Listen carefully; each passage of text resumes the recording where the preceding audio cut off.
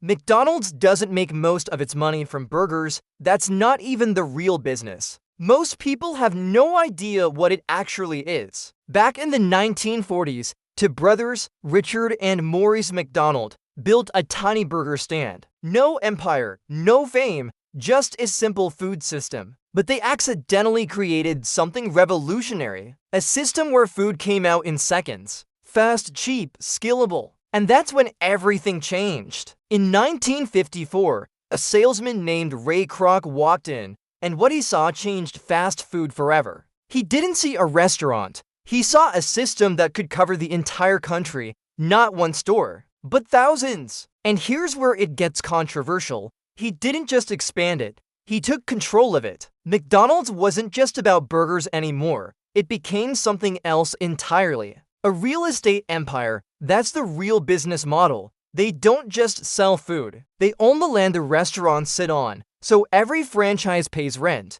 So even if burgers stop selling, McDonald's still makes money, and the original founders, they didn't become billionaires. They sold everything for just $2.7 million.